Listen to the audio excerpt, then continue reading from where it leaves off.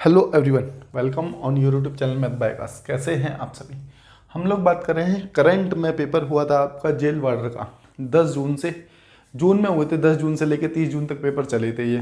ठीक है, तो इसकी की आ चुकी है। इससे पहले हम लोगों ने 2 पेपर कंप्लीट कर चुके हैं। ठीक है, इसकी प्लेलिस्ट भी बना के मैंने डाल दी है चैनल पर ही है। तो प्लेलिस्ट पे जैसे ही क्लिक करेंगे तो आप पूरी की पूरी प्लेलिस्ट मिल जाएगी। नंबरिंग थोड़ी सी आगे पीछे हो सकती है, बाकी डाला उसमें सीक्वेंस से ही है। अगर आप सीक्वेंस से वीडियो देखेंगे तो आपको सीक्वेंस से मिलेगा। पहले 10 तारीख के पेपर मिलेंगे आपको, फिर उसके बाद 11 तारीख के पेपर मिलेंगे। इस तरीके से सीक्वेंस से मिल जाएगा आपको। बात क्लियर है। अगर किसी को पीडीएफ चाहिए तो टेलीग्राम लिंक दे रखा है डिस्क्रिप्शन में। ठीक है, तो वहाँ से लिंक पे जाके आप लोग क्या कर सकते हैं, टेलीग्राम ग्रुप ज्वाइन कर सकते हैं और जितनी भी पीडीएफ है आती है वहीं पर डाल देता हूँ मैं, तो आप वहाँ से ले सकते हैं। हिंदी और इंग्लिश दोनों भाषाओं में डाल दी है। ठीक है, और चलते हैं फिर क्वेश्चन की ओर और देखते हैं कि क्वेश्चन नंबर 1 में क्या दिया है। साथ ही साथ आप चैनल को भी सब्सक्राइब कर सकते हैं अगर आपको चीज़ें ठीक लग रही हैं तो। ठीक है, खैर चलते हैं क्वेश्चन नंबर 1 की ओर।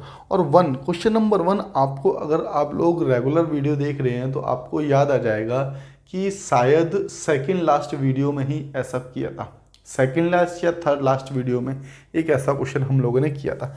अच्छा क्वेश्चन हैगा ये। ठीक है, चलिए ठीक है, देख लेते हैं क्या कहा गया है। 17 का क्यूब 19 का क्यूब प्लस 21 का क्यूब प्लस 23 का क्यूब प्लस 25 का क्यूब, इसका हमें सम बताना है।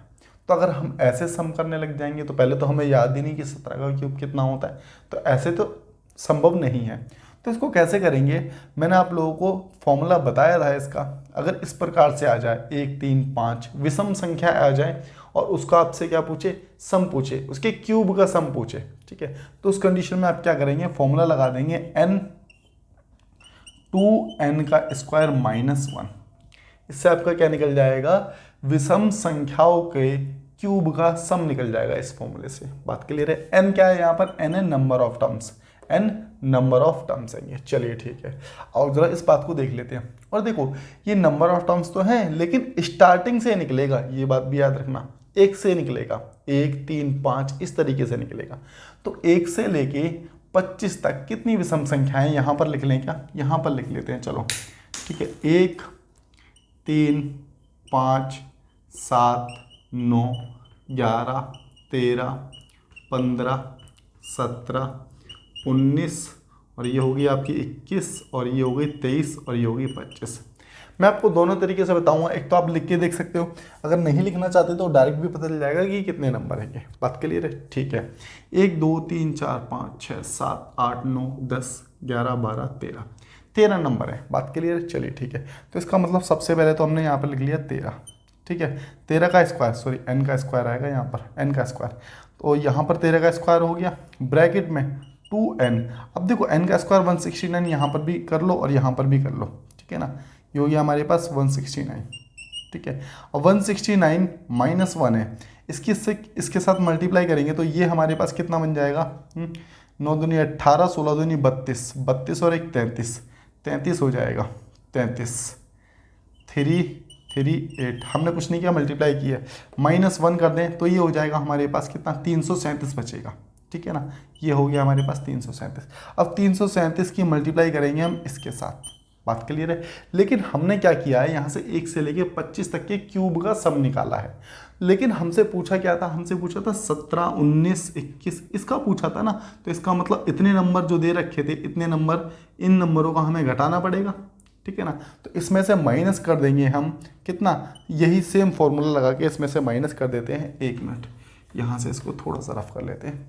ठीक है, तो यहाँ पर n की संख्या कितनी हो गई, एक बार देख लेते हैं ना। 1 3 5 3 है ना, 1 3 5 है ना, 1 3 5 1 2 3 4 5 6 7 8 हो गई। ठीक है, तो अभी यहाँ से इसको हटा लो, 8 हो गई। तो इसका मतलब फिर से n का स्क्वायर होगा, यहाँ पर माइनस होगा n का स्क्वायर। ठीक है, n का स्क्वायर और 2n स्क्वायर माइनस 1, यही तो होगा। लेकिन 1 से 15 तक 8 संख्या बन रही थी, अब ये भी गिनी हमने, तो 8 8 64 मल्टीप्लाई में 8 8 64 दूनी 128 हो रहा है ना। 128 में से एक डायरेक्ट माइनस कर रहा हूँ मैं, ध्यान रखना। अरे देखो 2 की मल्टीप्लाई कर रहे हैं एन स्क्वायर से। एन की वैल्यू अभी अभी हमने निकाली थी ना 8 थी, तो 8 का स्क्वायर कर दिया 64 हो गया, 64 में से 1 तो ये हो रहा है मल्टीप्लाई करके 128, 128 में से 1 माइनस हो गया तो 127 बचा, तो 127 की मल्टीप्लाई डायरेक्ट कर दी हमने यहाँ पर। बात क्लियर है। अब कुछ भी नहीं करना है, इसकी कैलकुलेशन करनी है, इसकी कैलकुलेशन करनी है और इसमें से इसको माइनस कर देना है और माइनस करने के बाद हमारे पास इसका आंसर निकल करके आ जाएगा कि आंसर कितना है। बात समझ पा रहे हो ना मेरी? ठीक है, तो आप लोग जो माइनस करोगे, माइनस करने के बाद आप लोगों का जो आएगा मैं बता देता हूँ। ठीक है, कितना आएगा 48825, ये आप लोगों का आंसर होगा। ठीक है, आप कुछ नहीं करना, इसमें से माइनस करना है। इतनी बात क्लियर है। अब आ जाओ, मैं नंबर ऑफ टर्म्स निकालने का तरीका भी बताता हूँ आपको। ठीक है, किसी को लिख कर नहीं देखना ऐसे। तो देखो एक चीज़ देखना आप लोग, 1 से लेके 25 तक। ठीक है, 1 से लेके 25 तक कितने टर्म आएंगे, एक चीज़ देखना। हम क्या करेंगे, यहाँ से 25 में से 1 माइनस कर लेते हैं। 25 में से हमने स्टार्टिंग की संख्या माइनस कर देते हैं, तो हमारे पास बचा कितना 24। अब जितने संख्याओं का गैप होता है बीच में उससे डिवाइड कर देंगे, तो 2 संख्याओं का गैप है तो इसका मतलब 2 से डिवाइड होगा और यहाँ पर आ जाएगा कितना 12। इतनी बात क्लियर है। अब इस 12 में एक और जोड़ देंगे, इस 12 में एक और जोड़ देंगे तो यहाँ से ये आ गया टोटल कितना 13। तो ये क्या हो गया, नंबर ऑफ टर्म्स हो गया। बात क्लियर है। आप डायरेक्ट भी ऐसे नंबर ऑफ टर्म्स निकाल सकते थे। बात क्लियर है। चलिए अब एक चीज़ देखो, आप लोगों को लग रहा होगा कि 12 में 1 क्यों जोड़ दिया। भाई 12 में 1 इसलिए जोड़ दिया क्योंकि आपने 25 में से 1 घटाया था, 25 में से 1 घटाया था, लेकिन वो संख्या 25 में 1 इंक्लूड रही होगी ना। भाई 1 को भी तो काउंट करोगे, 1 3 5 इस तरीके से, लेकिन हमने तो 1 घटा दिया, इसलिए 1 घटा दिया तो लास्ट में हमने उसको 1 जोड़ भी दिया, जिससे कि संख्या पूरी की पूरी निकल करके आ गई। बात क्लियर है। अगर आप लोग ये देखते हैं कि 1 से लेके 15 तक कितने टर्म है, 1 से लेके 15 तक कितने टर्म है, तो 1 से लेके 15 तक अगर आपको टर्म निकालने होते तो क्या करते आप, 15 में से 1 घटा दो तो बचा 14। ठीक है, आप निकाल रहे कौन से थे, विषम संख्या। विषम संख्या को 2 से भाग करेंगे क्योंकि 2 का गैप रहता है, तो ये आ गई 7, 7 में 1 जोड़ दिया। अब देखो ये नंबर ऑफ टर्म वही तो बन गया जो अभी अभी हमने निकाला था, 8 8 64, और यहाँ पर 13 बन रहा है। बात समझ गए ना। तो पूरा का पूरा क्वेश्चन मैंने कॉन्सेप्ट के साथ आप लोग को समझाने की कोशिश की है, आगे से दिक्कत नहीं होगी मेरे हिसाब से। तो इतनी बात क्लियर है, तो आगे चलें। ठीक है, तो चलते हैं क्वेश्चन नंबर 2 की और देखते हैं कि 2 में हम लोगों को क्या दिया गया है। ये हो गया क्वेश्चन नंबर 1। 2 में देखते हैं। तो देखो 2 क्वेश्चन भी आसान सा ही है। आपका दे रखा था 3/7 प्लस का साइन है 2/7 और ये हो गया हमारे पास 5/7। ठीक है, और ये हो गया कितना 4/p बराबर है 2 के। यहाँ आपसे p की वैल्यू पूछी थी, तो देखो p की वैल्यू पूछी ना, हम इसको इधर लेके चले जाएं इक्वल टू इधर, तो ये माइनस का हो जाएगा 4/p माइनस का हो गया। अब ये यहाँ से हट चुका है और इस 2 को इधर लेके आ जाएं तो ये 2 माइनस का हो जाएगा, माइनस का 2। बात क्लियर। अब हमें p की वैल्यू निकाल ली थी इसलिए हमने इक्वल टू इधर कर दी, कोई दिक्कत नहीं है। बस अब देखो नीचे तो 7 7 है, तो नीचे तो एलसीएम 7 ही आएगा और ऊपर जैसे है संख्या वैसी एज इट इज जुड़ जाएगी। देखो 7 एकम 7 तो 1 की मल्टीप्लाई होगी तो 3 ही आ जाएगा। ठीक है, 7 एकम 7 यहाँ 2 आ जाएगा, 7 एकम 7 1 की मल्टीप्लाई 5 से 5 ही आ जाएगा, माइनस का 2 और है। तो देखो 5 2 7 7 3 10, तो 10/3 10/7 हो गया यहाँ पर हमारे पास 10/7। 7 दूनी 14, ऐसे क्रॉस मल्टीप्लाई होती है इसकी। 7 दूनी 14, 14 माइनस का होगा क्योंकि साइन माइनस का। 14 में से 10 गया तो हमारे पास जो बचेगा माइनस का 4/10 बचेगा। माइनस का क्यों, 7 दूनी 14 माइनस का था। बात क्लियर है। तो अब ये वैल्यू बराबर हो गई माइनस के 4/p के साथ, तो माइनस से माइनस कैंसिल आउट हो गया, 4 से 4 कैंसिल आउट हो गया, तो p की वैल्यू हमारे पास कितनी निकल करके आ गई यहाँ पर, तो p की वैल्यू आप लोग कहेंगे जी 10 हो गई। तो बोलो इतनी बात अगर आप लोगों को क्लियर है तो आगे चलें। ये था हमारे पास क्वेश्चन नंबर 2, आसान सा ही क्वेश्चन था। ठीक है, चलते हैं नेक्स्ट क्वेश्चन की ओर और देखते हैं नेक्स्ट में क्या दिया गया है आप लोगों को। तो देखो क्वेश्चन नंबर 3 आसान सा है, सिंप्लीफिकेशन का क्वेश्चन है। ये डिवाइड दे रखा है आपको 3 और मल्टीप्लाई 2 मल्टीप्लाई तो नहीं है ना, प्लस है ये प्लस का साइन था, प्लस 10 और माइनस 12 प्लस 13। ठीक है, इसको सॉल्व करेंगे। तो देखो पहले डिवाइड है तो 3 6 18, 3 6 18। अब ये साइन 2 तो मल्टीप्लाई का था तो ये हो गया 12, तो यहाँ पर ये पूरा काट के हम यहाँ लिख सकते हैं 12 + 10, 12 + 10 ये हो गया 22, बात क्लियर है। अब देखो माइनस का 12 माइनस प्लस का 13, तो ये 13 जोड़ेंगे 12 घटाएंगे तो ओवरऑल हम 1 जोड़ेंगे, है ना, ओवरऑल 1 जोड़ेंगे तो ये हो गया हमारे पास आंसर कितना, 23 हमारा आंसर हो जाएगा। तो ये रही बात क्वेश्चन नंबर 3 की। चलते हैं 4 की ओर, थोड़ा सा जल ले लेते हैं। चलिए ठीक है। क्वेश्चन नंबर 4, क्वेश्चन नंबर 4 ठीक है, हम इसको और अच्छे तरीके से करेंगे, देखना कितनी आसानी से इस क्वेश्चन को कर लेंगे। वीडियो को रोक के पहले खुद से करने की कोशिश करो, क्वेश्चन को खुद से होता है, फिर उसके बाद सॉल्यूशन देखो और फिर देखो कि तुमने जो सॉल्यूशन किया है और ये जो सॉल्यूशन है क्या अंतर है इसमें। खैर चलते हैं क्वेश्चन नंबर 4 की ओर, 4 की ओर, है ना। तो देखो 4 में हमें क्या करना है, सबसे पहले क्या दिया गया है, नीचे दिए गए, इसको ना थोड़ा सा साइड में लिख लो जिससे कि ना क्वेश्चन पूरे बोर्ड पे सही से देखें, ठीक है। देखो नीचे दिया गया है वृत्त चित्र 6 विभिन्न फैक्ट्रियों के उत्पादन को दर्शाता है। सभी 6 फैक्ट्रियों का कुल उत्पादन 22,000 है। इसको ध्यान रखना, टोटल उत्पादन जो है कितना है, 22,000 है। एक विशिष्ट फैक्ट्री के उत्पादन को इन सभी 6 फैक्ट्रियों के कुल उत्पादन के प्रतिशत के रूप में दर्शाया गया, ठीक है। P1 में आपसे क्या पूछा गया है, P1 में पूछा गया है A C, C, D, E, sorry F है ना, ACDF, इसका एवरेज पूछा है। क्या पूछा है, एवरेज पूछा है। तो एवरेज का आप लोगों को फॉर्मूला याद है क्या, कि एवरेज का फॉर्मूला क्या होता है, तो मैं यहाँ पर लिख देता हूँ। देखो एवरेज का फॉर्मूला क्या होता है, एवरेज निकालने का फॉर्मूला होता है सम ऑफ ऑब्जर्वेशन, जितनी भी संख्या हैं उनका सम करेंगे, सम ऑफ ऑब्जर्वेशन, ठीक है, सम ऑफ ऑब्जर्वेशन, ऑब्जर्वेशन अपॉन में number of terms, number of terms, इससे हम एवरेज निकाल लेते हैं। एक चीज बताना, ऊपर निकालना है सम ऑफ ऑब्जर्वेशन, बात क्लियर है, ठीक है, नीचे नंबर ऑफ टर्म्स, ठीक है। ACDE, ACDE को कितना दे रखा है, ए का जो देखेंगे हम कितना परसेंट है, ए का क्वेश्चन में दिया गया है आपको 37%, 37%, ठीक है। और हमें जो दिया गया है सी का 20% दिया गया है, सी का 20% दिया गया है। और डी का जो दिया गया है आपको ACD 4% दिया गया है, डी का दिया गया है हमें 4%, ठीक है। और यहाँ जो दिया गया है एफ का और देख लेते हैं 10%, 10%, ये 10% है। देखो एक तरीका तो ये हो जाएगा कि सबकी सेपरेट सेपरेट परसेंटेज निकालें, सबको जोड़ें, फिर कितनी संख्या है उससे डिवाइड करें, लेकिन हम ऐसा नहीं करने वाले क्योंकि ऐसे हमें टाइम वेस्ट होगा, है ना। इतना लंबा नहीं करेंगे, क्यों, वैल्यू तो टोटल 22,000 ही है ना, तो इनका सम करना है तो हम परसेंटेज को ही जोड़ लेते हैं, ठीक है ना।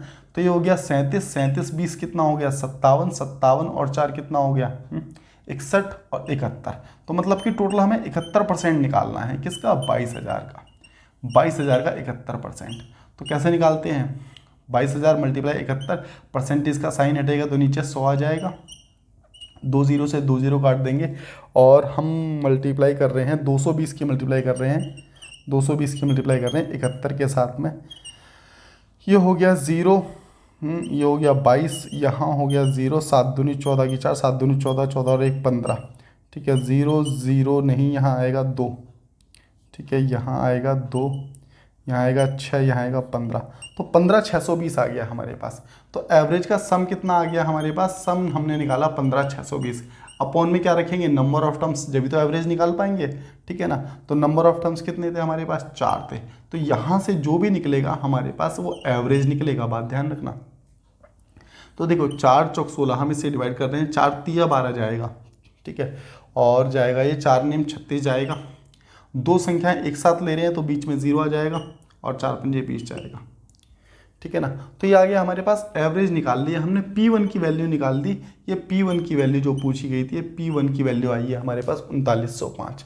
अब हमें और क्या निकालना है, हमें निकालनी है P2 की वैल्यू, और P2 की वैल्यू में B और E के उत्पाद के बीच अंतर पूछा है, ठीक है ना। P2 में क्या पूछा गया, देखो यहाँ तक दिख रहा है क्या क्वेश्चन, P2 की वैल्यू मैं आपको यही बता देता हूँ। देखो P2 में जो पूछा गया है B और E में डिफरेंस पूछा है। अब जरा देखोगे ध्यान से क्वेश्चन को, तो बी में कितना दे रखा है आपको, बी और ई में, बी आपको बी 13% है, ये है 13%। बी जो दे रखा है आपको 13% दे रखा है, ई जो दे रखा है वो 16% दे रखा है। इनमें डिफरेंस कितने का आ रहा है, तो आप लोग ये कहोगे जी 3% का डिफरेंस आ रहा है। इतनी बात क्लियर है, और मेरे हिसाब से विजुअल भी है आप लोगों को, ठीक ठीक। तो 3% का हमने डिफरेंस निकाल लिया, कोई दिक्कत नहीं है। अब 22,000 का सिर्फ 3% निकालना है। देखो समझाने में इतना समय लग रहा है, करेंगे तो बहुत जल्दी हो जाएगा, ठीक है ना। और ये हो गया 2 से 2 तो ये हो गया हमारे पास 22 थी 66, तो कितना हो गया हमारे पास 660। P1 भी निकाल दिया हमने, ये था हमारे पास P1, ये था हमारे पास P2। इन दोनों का सम पूछा है क्वेश्चन में, तो बस 6 9 6 15, 3 3 और 4, तो ये हो गया हमारे पास 45 65। कितना हो गया 45 65, हम लोगों का आंसर आ जाएगा। तो यही आप लोगों से पूछा गया था, ठीक क्वेश्चन था। ऐसे करेंगे तो जल्दी कर लेंगे, समझने समझाने में इतना टाइम लग जाता है, अदरवाइज जल्दी हो जाएगा। क्वेश्चन नंबर 5 की ओर चलते हैं, और क्वेश्चन नंबर 5 बेहद आसान है। F2 द्वारा निर्मित नीचे दिए गए रेखा के चित्र में फैक्ट्री द्वारा निर्मित लंच बॉक्स है भाई साहब, लंच बॉक्स की संख्या को दर्शाता है, ठीक है। तो F2 द्वारा निर्मित लंच बॉक्स की संख्या F4 द्वारा निर्मित लंच बॉक्स की संख्या का अनुपात देखो। तो यहाँ पर F2 दे रखा है आपको, F2 कितना है, F2 की वैल्यू अगर देखोगे ध्यान से तो 350 है, ठीक है। क्वेश्चन नंबर है 5। F2 की वैल्यू आप लोगों को दिख रही होगी, F2 की वैल्यू है 350, ठीक है। और यहाँ पर F1 की ये F2 की वैल्यू, और यहाँ F1 की वैल्यू लिख लेते हैं। F1 की वैल्यू हमें जो दिख रही है वो है कि F4 की वैल्यू 50 दिख रही है। इसका रेशो पूछा था बस, तो 5 × 5 5 7 35 काट दिया, तो 7 और 1 आपका आंसर हो जाएगा। तो ये हो गया क्वेश्चन नंबर 5, और चलते हैं क्वेश्चन नंबर 6 की ओर, ठीक है। वीडियो को रोक के फिर से करो इस क्वेश्चन को, पहले कई बार किया हुआ है हमने से। किसी राशि पर 10% वार्षिक दर से 2 वर्ष का चक्रवृद्धि ब्याज 105 रुपये है, तो राशि क्या है। देखो हमें नहीं पता कि राशि क्या है, हमने राशि मान ली x, ठीक है। रेट ऑफ इंटरेस्ट हमें 10% दे रखा है, परसेंट का साइन हटाएंगे तो नीचे 100 आ जाएगा। कितना आ जाएगा, 100 आ जाएगा। 0 से 0 काट दिया। देखो यह है प्रिंसिपल, यह है ब्याज, ये ब्याज है, इंटरेस्ट है। अगर मैं प्रिंसिपल में इंटरेस्ट को जोड़ दूंगा तो अमाउंट बन जाएगा, बात समझ रहे हो। तो इसका मतलब 10 में 1 जोड़ा 11, तो यहाँ पर हम लिख सकते हैं 11/10, 11/10 और 11/10। 2 बार क्यों लिया हमने, क्योंकि 2 वर्ष दिया गया था, ठीक है। बराबर हो जाएगा, ठीक है, बराबर बाद में रखेंगे, पहले इसी को सॉल्व कर लेते हैं। तो यहाँ से ये हो रहा है हमारे पास 121, और ये हो रहा है नीचे 100। बात क्लियर है। ऊपर मैंने अभी बताया कि ये क्या बना है, अमाउंट बना है, और अमाउंट किससे मिलकर बनता है, प्रिंसिपल प्लस इंटरेस्ट से। अब इंटरेस्ट चाहे वो चक्रवृद्धि हो या फिर साधारण हो, कोई फर्क नहीं पड़ता, प्रिंसिपल प्लस इंटरेस्ट अमाउंट ही बनता है, ठीक है। और ये है प्रिंसिपल। एक चीज़ बताना, अगर प्रिंसिपल प्लस अमाउंट में से प्रिंसिपल को माइनस कर देंगे तो क्या आपके पास इंटरेस्ट नहीं बचेगा, बिल्कुल बचेगा। तो ये बचा हमारे पास इंटरेस्ट, कितना हो गया 21 रुपये इंटरेस्ट बचा है, और ये बचा प्रिंसिपल, ये प्रिंसिपल बचा। इंटरेस्ट की वैल्यू उसने क्वेश्चन में दी गई है आपको, कितनी दी गई है 105, तो 21 की वैल्यू 105 दे रखी है, तो 21 पंजे 105। 100 की वैल्यू निकालनी है, प्रिंसिपल पूछा था तो मल्टीप्लाई 5 से कर देंगे तो ये निकल के आ जाएगा 500 रुपये। तो प्रिंसिपल पूछा था, हमने पी की वैल्यू निकाल ली, तो पी की वैल्यू आ गई हमारे पास 500। तो उम्मीद करते हैं कि बात आप लोगों को समझ आ गई होगी। कोई भी दिक्कत बनती है तो आप लोग कमेंट बॉक्स में कमेंट कर सकते हैं, ठीक है। क्वेश्चन नंबर 7 की ओर चलते हैं और देखते हैं कि क्वेश्चन नंबर 7 में क्या दिया है। फिर से वीडियो को रोक के क्वेश्चन करने की कोशिश करो भाई एक बार, है ना। आ जाओ चलो। देखो नीचे दिया गया व्रत चित्र विभिन्न कंपनियों में कर्मचारी की संख्या को दर्शाता है। इन सभी 6 कंपनी में कर्मचारियों की कुल संख्या 20,000 है। एक विशिष्ट कंपनी में कर्मचारियों की संख्या को इन सभी 6 कर्मचारियों की संख्या के संबंध में डिग्री के रूप में दर्शाया गया है। निम्नलिखित में से कौन सा कथन सत्य है। पी तथा क्यू में कर्मचारियों की कुल संख्या टी तथा यू में कर्मचारियों की कुल संख्या का 16.66% है, पहले उसने पूछा है, ठीक है। Q और R में कर्मचारियों की कुल संख्या S तथा T में कर्मचारियों की कुल संख्या का अनुपात 5:6 है। तो देख लेते हैं कि क्या सेटिस्फाई कर रहा है और क्या नहीं कर रहा। चलिए P और Q में और T और U में कर्मचारियों की कुल संख्या का देखते हैं कि इतना % है या नहीं है। तो यहाँ पर क्वेश्चन नंबर 7 में P देखते हैं, P और Q देख रहे हैं हम। तो अगर मैं बात करूँ P की अगर मैं बात करूँ तो P का आप लोगों को दिख रहा है कि P का कितना हैगा। यहाँ पर P का जो दे रखा है हमें 70% है, 70 डिग्री है। देखो अब मैं यहाँ पर ऐसा नहीं करूँगा कि 20,000 जो दे रखा है पहले इसको डिग्री को चेंज करूँगा संख्या में, फिर उसकी वैल्यू निकालूंगा। नहीं, हमें कंपेयर करना है, हम डिग्री से भी कंपेयर कर सकते हैं, समझ रहे हो। तो हमें 20,000 की ज़रूरत ही नहीं पड़ेगी। ठीक है, P की वैल्यू 20,000 हो गई और Q की वैल्यू हमारे पास 130 हो गई। Q की वैल्यू हो गई हमारे पास कितनी, 130। तो इन दोनों का सम करेंगे तो ये 200 आ गया। बात क्लियर है, 200 डिग्री आ गया, लिख सकते हो आप। ठीक है, और यहाँ पर जो पूछा गया है T और U, अब यहाँ T का देख लेते हैं और U का देख लेते हैं। T की वैल्यू हमें जो दे रखी है, कितनी दे रखी है, T की वैल्यू 10 है, T की वैल्यू 16 है, T की वैल्यू 16 है। ठीक है, और U की जो वैल्यू है ये 16 है। U की जो वैल्यू डिग्री दे रखी है, कोई फ़र्क नहीं पड़ता, मैंने बताया ना। U की जो वैल्यू है, U की वैल्यू कितनी दे रखी है, 104 दे रखी है हमें U की वैल्यू। तो ये हो रहा है हमारे पास कितना, 120। तो ये टोटल हो गया 120। बात क्लियर है। अब जरा देख लेते हैं कि T तथा U के कर्मचारी की कुल संख्या का P, देखो एक बार शुरू से देख लो। P तथा Q में कर्मचारी की कुल संख्या T तथा U की कर्मचारी की कुल संख्या का इससे पूछा है। तो 200/120 इंटू में 100, 0 से 0 काट दी, 4 तिया 12, 4 पंजे 20। तो हमारे पास ये हो गया कितना, 5000/3, 5000/3। इसको जब काटेंगे हम तो हमारे पास जाएगा कितना जाएगा, ये 5 एकम 5 जाएगा और 3 है ना, 3 एकम 3 जाएगा और 3 छिंग 18 जाएगा। सही से कर रहे हैं क्या हम लोग इस चीज़ को? तो इसको और काटेंगे अभी हम, तो ये जाएगा 6 है ना, 3 छिंग 18 और फिर चला जाएगा ये, फिर 6 ही जाएगा लगभग।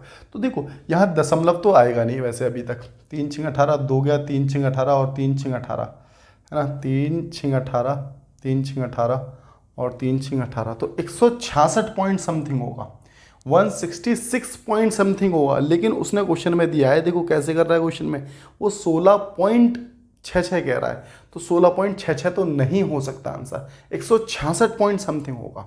बात क्लियर है। तो पहला जो निष्कर्ष था आपका ये सही नहीं है पहला। अब दूसरे को और एक बार देख लेते हैं जल्दी से। दूसरे में क्या पूछा गया, Q और R में कर्मचारी की कुल संख्या S और T में कुल कर्मचारियों की संख्या का अनुपात 5 और 1 है। तो Q और R में देख लेते हैं, Q में कितना है, Q में 130 दे रखा है, तो हमने Q में लिखा जल्दी से 130। और R में एक बार देख लेते हैं, R में कितना दिया गया है, R में 25 है। ठीक है, तो ये हो गया हमारे पास 155। Q और R का मिलाकर हो गया 155। S और T में कर्मचारियों की कुल संख्या, S और T में, तो S में कर्मचारियों की संख्या कितनी है हमारे पास, S में कर्मचारियों की संख्या जो दे रखी है वो दे रखी है 15 डिग्री। और T में कर्मचारियों की संख्या जो दी गई है हमें 16। ठीक है, तो देखो ये 16 डिग्री है, ये 16 डिग्री है। अब इसको जोड़ेंगे तो ये हमारे पास 31 डिग्री बन रहा है। तो 155 डिग्री और ये इसको डिवाइड करेंगे तो ये 5 और 1 का रेशो बन रहा है ना, 31 पंजे 155 होता है। ठीक है, तो 5 और 1 का, तो इसका मतलब जो दूसरा निष्कर्ष है सिर्फ वही ठीक है, पहला निष्कर्ष ठीक नहीं होगा। ये हो गया आपके पास क्वेश्चन नंबर 7। ठीक है, बात करेंगे क्वेश्चन नंबर 8 की। ठीक है, क्वेश्चन नंबर 8 की। 8 में क्या दिया गया है, 2 अंकों की कितनी संख्या 9 से विभाज्य है। ठीक है, तो इसको कैसे करोगे, 2 अंकों की कितनी संख्या 9 से विभाज्य है। तो हमने लिख ली पहली 2 अंकों की संख्या कौन सी होगी, तो आप लोग कहेंगे 9 दूनी 18, 2 अंकों की, इससे पहले तो 9 एकम 9, 9 दूनी 18 और लास्ट की जो संख्या होगी वो होगी 99। अब देखो 9 से भाग कर दो, लास्ट संख्या को 9 से भाग कर दो, कितना आया हमारे पास, 9 एकम 9, 9 एकम 9, 11 आया। अब जरा देखो कि एक अंक की कितनी संख्याएं हैं, भाई हम क्या कर रहे हैं, हमने 1 से लेके 99 तक देख लिया, 1 से लेके 99 तक 11 संख्याएं ऐसी निकली जो 9 से कटेंगी, लेकिन इसके बीच में 9 आ गया होगा, 9 आ गया होगा ना, 1 से लेके 10 तक 9 आ गया होगा, तो एक संख्या और इंक्लूड हो गई थी इसमें, तो वो एक संख्या इसमें से माइनस करेंगे तो आंसर आ जाएगा 1 से लेके 99 तक 9 से कटने वाली 2 अंकों की 10 संख्याएं। अगर वो 2 अंक नहीं देता तो इसका मतलब संख्या 11 ही होती। समझ पा रहे हो मेरी बात को? एक उदाहरण और दे देता हूँ। देखो ऐसे क्वेश्चन तुम बिना किसी ट्रिक के, बिना किसी फॉर्मूले के कर सकते हो अगर आते हैं तो। पहले कोशिश करो कि बेसिक से ही हो जाए, सबसे बढ़िया है। ठीक है, जरा ध्यान देना मेरी बात पे। अगर मैं आपसे कहता कि 2 से लेके मैं कह रहा हूँ कि 18 तक ऐसी कितनी संख्याएं जो 2 से डिवाइड होंगी और वो 2 अंकों की हैं। अंक तो समझते हो ना, जैसे कि ये इकाई दहाई 2 अंक हो गए, ठीक है ना, 2 अंकों की संख्या है। तो आपको क्या करना पड़ेगा, इसको सीधा काट लो, 2 निम 18, हमारे पास कितना आ गया, 9 आ गया। लेकिन एक चीज़ देखो, हमने 1 से लेकर 18 तक निकाल दी है। 2 एकम 2, 2 दूनी 4, 2 तिया 6, 2 तिया 6, 2 चौक 8। अब देखो 4 संख्याएं तो ऐसी होंगी जो 1 अंकों की होंगी, जो इसमें इंक्लूड हैं, तो वो 4 इसमें से घटा दो, इसका मतलब 5 ही संख्या ऐसी बची जो 18 तक की 2 अंकों की संख्याएं हैं और 2 से विभाज्य है। मेरी बात समझ पाए हैं ना? तो आगे से ऐसा क्वेश्चन आएगा तो कर लेंगे। ठीक है, इनकी आशंका थोड़ी ज़्यादा हो जाती है, जैसे 2024 के सिमिलर पेपर आ रहे हैं। ठीक है ना। खैर, क्वेश्चन नंबर बात करते हैं 9 की और देखते हैं कि 9 में क्या दिया गया है हमें। कह रहा है नीचे दी गई तालिका में सेल्समैन की संख्या को दर्शाता है। कह रहा है एल सेल्समैनों की संख्या के सेल्समैनों की संख्या का कितना % है। तो देखो एल में जो दे रखा है कितना, 40, के का जो दे रखा है 20। तो कह रहा है एल जो है के का कितना % है, एल के का जिससे कहता है उसको नीचे रखेंगे इंटू 100। तो 20 पंजे 100, 5 दूनी 10, तो ये हो गया कितना, 200% है। तो ये हो गया क्वेश्चन नंबर 9 का सॉल्यूशन, बेहद आसान था। चलते हैं क्वेश्चन नंबर 10 की ओर और देख लेते हैं 10। अब 10 बहुत पूछा गया, बहुत रिपीट होने वाला क्वेश्चन है। ठीक है, इस क्वेश्चनों को करके ही जाओ भाई, हर दूसरे सेट में ये क्वेश्चन मिल जाता है। ठीक है, तो ये हो गया हमारे पास। ये देखो बार है तीनों संख्या पे, मैं पूरा समझाऊंगा यहाँ से। ठीक है, और इसी पेपर में ऐसे 2 क्वेश्चन पूछे गए, 2 या 3 क्वेश्चन पूछे गए हैं। ठीक है ना। अगला क्वेश्चन होमवर्क के लिए दूंगा, इसलिए इसको ध्यान से समझना। देखो सबसे पहले तो जितनी संख्याओं के ऊपर बार होता है उतने 9 आते हैं। तो 1 2 3, 3 9 हो गए क्योंकि 3 संख्याओं के ऊपर बार था। बात क्लियर है, कोई दिक्कत नहीं है। अब देखो दशमलव से इधर जो संख्या होती है, मतलब कि दशमलव से इधर जितनी भी संख्याएं होती हैं वो प्लस में होती हैं। ठीक है, जैसे 3 लिखा है, 3 दशमलव से पहले है ना, तो 3 यहाँ प्लस आएगा और ये हो गया हमारे पास 246 अपॉन में कितना, 999। बात क्लियर है। अब इसकी इसके साथ मल्टीप्लाई होगी और ऊपर वाली संख्या प्लस होगी। तो ये 999 की मल्टीप्लाई अगर हम करेंगे 3 के साथ तो आ जाएगा कितना, हमारे पास 9 तिया 27, 9 तिया 27 और 2 29, 9 तिया 27 और 2 29। ठीक है, और प्लस कर देंगे 246, तो ये हो गया 6 12 और 1 13, 13 13 और 1 14, 11 और 1 12, है ना, 2 और 1 3, तो 32 43 हो गया, 32 43। ठीक है, बटे में 999, बटे में कितना हो गया, 999 हो गया। बात समझ गए? तो यही आप लोगों का आंसर हो जाएगा। अब मैं थोड़ा से इन्फॉर्मेशन और देता हूँ इस क्वेश्चन के बारे में। सपोज दैट यहाँ पर इस प्रकार से लिखा होता, अगला क्वेश्चन होमवर्क में दूंगा इसलिए मैं इसको भी क्लियर कर रहा हूँ। अगर यहाँ 2 संख्याओं के ऊपर बार होता तो हम क्या करते, नीचे 2 9 आते और बिना बार की संख्या जो दशमलव से इधर है, ठीक है, जिसके आगे दशमलव लगा है, ठीक है, उसके बदले 0 आएगा। बात समझ पा रहे हो ना? जैसे 2 है, 2 से आगे दशमलव लगा है तो इस 2 के बदले ही 0 आएगा। 3 तो प्लस में है, समझना, ठीक है ना। तो यहाँ 0 आएगा। ठीक है, और साथ ही साथ इसमें से 2 माइनस हो जाता, 246 में से बिना बार वाली संख्या माइनस हो जाती और फिर इसको सॉल्व करते। बात क्लियर है ना? चलिए ठीक है, तो इसके लिए इतना ही बहुत है। अभी होमवर्क में एक क्वेश्चन दूंगा, ऐसा खुद से करके कमेंट बॉक्स में आंसर बताना। ठीक है, चलते हैं नेक्स्ट क्वेश्चन की ओर और देखते हैं कि क्वेश्चन नंबर 11 में हमें क्या दिया गया है। क्वेश्चन नंबर 11 में कहता है कि एक शहर की जनसंख्या 30% प्रति वर्ष 30% हाँ 30% प्रतिवर्ष की दर से बढ़ती है। 2 वर्ष के पश्चात शहर की जनसंख्या 29,913 होगी। तो शहर की वर्तमान जनसंख्या क्या है? कोई दिक्कत नहीं है। देखो वर्तमान जनसंख्या हमें नहीं दे रखी, 2 वर्ष बाद की दे रखी है और बढ़ती है तो किस परसेंट से बढ़ती है? 30% से। तो देखो 30% का साइन हटता है तो मैंने बताया नीचे कितना आ जाता है? 100 आ जाएगा, 0 से 0। अब देखो बढ़ रही है, 3 बढ़ रही है 10 पे, तो इसका मतलब 13 हो रही है।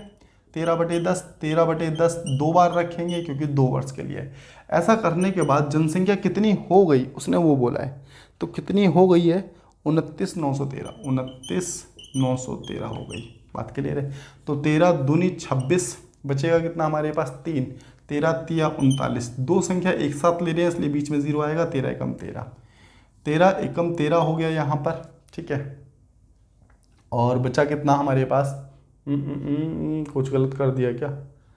101 कैसे आएगा?